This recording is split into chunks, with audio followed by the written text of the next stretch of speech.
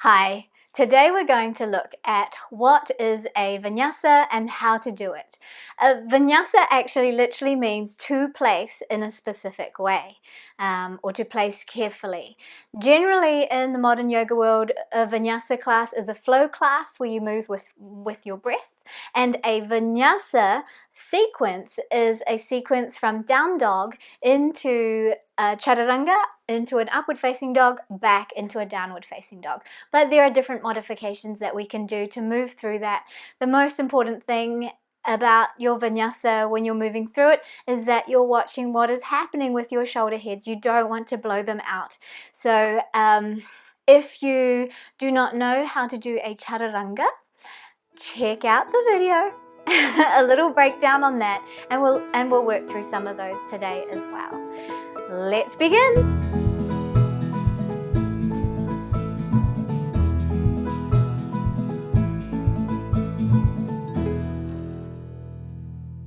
Okay, so this is what a vinyasa is. We start in our downward facing dog. We move into a chaturanga and sequence that up into an up dog, rolling back into a downward facing dog. That is your basic vinyasa sequence. However, moving through a vinyasa like that in a class and doing a lot of them can be really tiring, and it's nice to have options. You can always skip it and hang in your downward facing dog.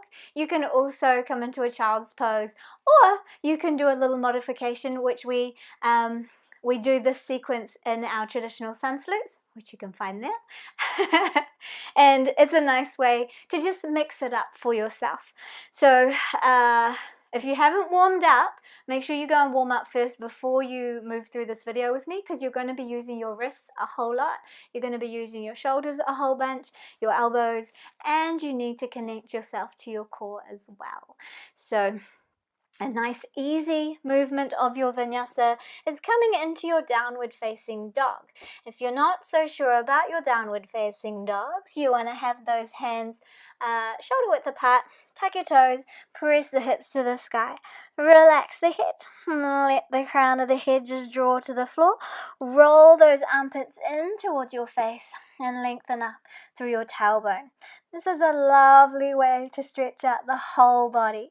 From here, I'm feeling like my down dog's a little too short for me to comfortably move into my next position, which will be Ashtanga Namaskara. And I'm going to move through, bring my knees down to the floor.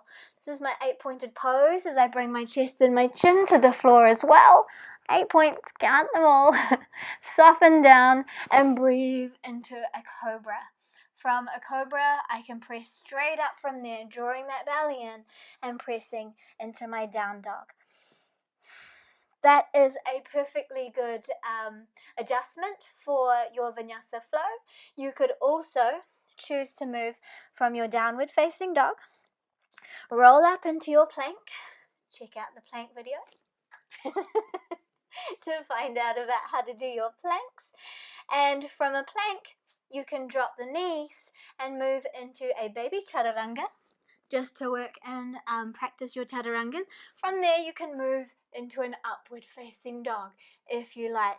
In your up dog, draw your chest through, press strongly through the feet on the floor, pressing the thighs off the ground, pressing through the arms and lengthening through the body, breathing into your up dog. And then you want to draw the belly in, draw those hips up, roll over your feet into your downward facing dog. Roll your armpits towards yourself and relax out the head, working your down dog. So that's another option to cycle through your vinyasa. If you just wanted to work your down dog into your Ashtanga Namaskara, into your cobra, but you wanted to start to build that strength to move into chaturangas, then bringing yourself down, knees, chest and chin touching the ground at the same time is a great way to practice that. So you would be in your downward facing dog. You would shift through and start to create that shape as the knees are about to come down, the elbows start to bend back, the belly is drawn in. We've got that rib hip connection, like Tadasana. in that video there. Chest and chin and knees to the floor at the same time. Drop the pelvis, breathe into your cobra. Shrug the shoulders back and down. Cobra doesn't have to be super high.